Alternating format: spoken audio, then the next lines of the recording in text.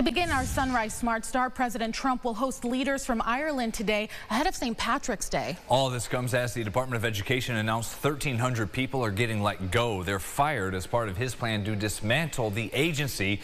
Also this morning, the president's 25% tariffs on all aluminum and steel imports officially begin. The move has support from many domestic steel and aluminum makers, but the head of the Can Manufacturers Institute says you, the customer, will eventually feel the brunt of this.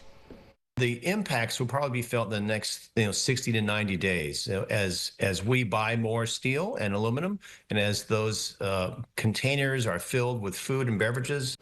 President Trump did pull back on his threat to double the fee to 50% on Canadian steel and aluminum after Ontario's Premier Doug Ford backed down from putting a 25% levy on electricity they send here to the U.S. Happening today, the second parolee convicted of attempted murder in Rochester 2 years ago is expected to be sentenced today. On December 26, 2023, Shavar Brooks and Miguel Clemens shot a 46-year-old man in his car on North Goodman Street. The two men sped off after the victim in their car and boxed him in against the side of the road. That's when the suspects began shooting the victim. He was hit 3 times. He eventually recovered. Clemens and Brooks were both on parole at the time. Brooks is due in court at 2. Now, the 7 defendants accused of torturing and killing a trans man from Minnesota have all pleaded not guilty to a grand jury indictment for first-degree murder in Ontario County. One of them, Precious Arzwega, the woman police say Sam Nordquist came to the Finger Lakes to meet last year, was the only defendant yesterday. You see there in the orange jumpsuit. All the defendants pled not guilty as well to child endangerment charges after the prosecution announced 2 children were forced to be involved in these heinous acts that lasted for weeks.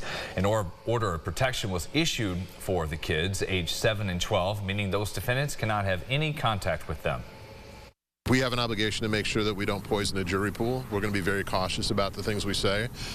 Certainly, it's still an ongoing investigation as well, so there's a lot to do and a lot of work to do, and we want to make sure we're able to try these people with a jury of their peers in a fair setting. The indictment is only what the grand jury heard. They didn't hear anything else. We weren't offered the opportunity to testify. They never notified us of that. And, there's an old expression in the law that even a Supreme Court judge is quoted as saying that the district attorney's office could indict a ham sandwich if they wanted to. So now we have to figure out, what evidence they have that may implicate any of the clients, and particularly my client. The 7 defendants were charged and sent back to jail immediately. No bail, no release. Their trial currently scheduled for September.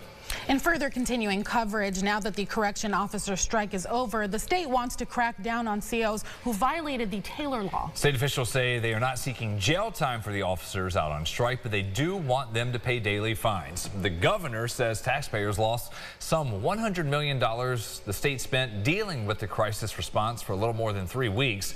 An attorney representing a few hundred COs says taking away their medical insurance and medical leave was simply wrong.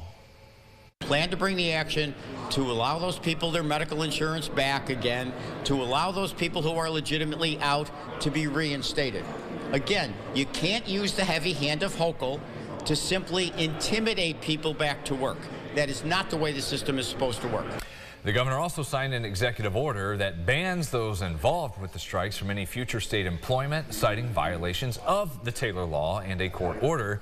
About 2,000 officers refused to go back to work. And there are consequences when people break the law. And that means you're not working in our state workforce ever. There are still many questions left regarding the future of the HALT Act, which deals with solitary confinement, and the implementation of the new agreement terms between the COs and the state. These parties will meet again virtually next Thursday. We have new details this morning on a crash in Henrietta that sent a young man to the hospital. That scene on Jefferson Road just after 6 last night. Deputies tell us the 21-year-old was heading eastbound on Jefferson when another driver caused him to swerve in order to avoid a collision. The man ended up hitting a utility pole, sending wires down to the road and flipping the car on its roof. Drugs and alcohol have been ruled out as possible factors. RG&E crews spent much of the night and morning making repairs. Two kids, 11 and 17 years old, are accused of hitting an RPD cruiser with a stolen car before speeding off last night. Police say the boys were driving a Kia just after 6 when they ran into the front of that police car while trying to pass the officer at Lyle and Broad.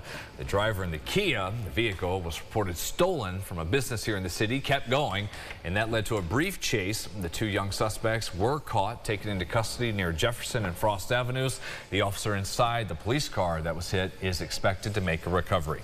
Now to Orchard Park, where the Eternal Flame Trail at Chestnut Ridge Park is closed indefinitely after Mercy Flight responded to an injury.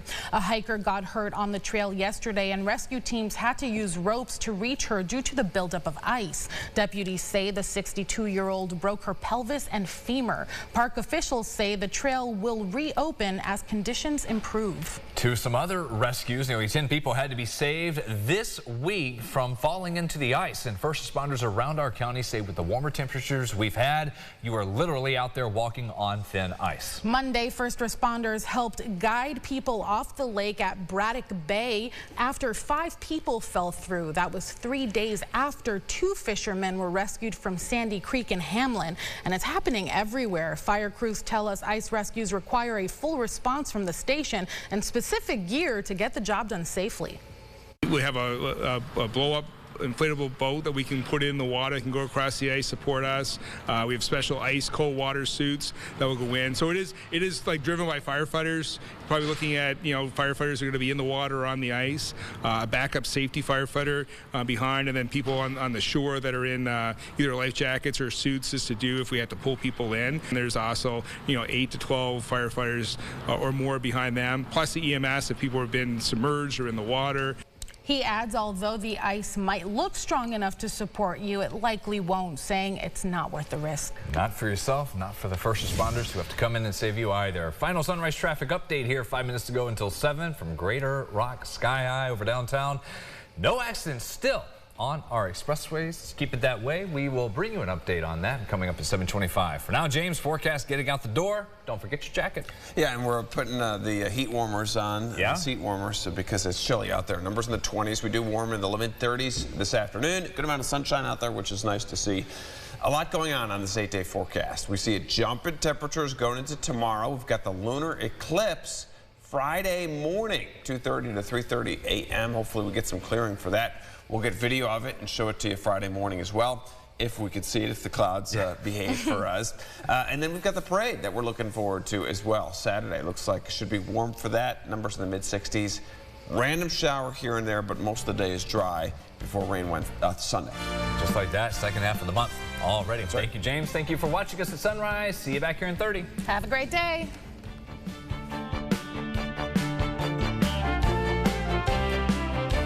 Follow News 8 wherever you are on RochesterFirst.com, Facebook, X, and on our app for news and weather.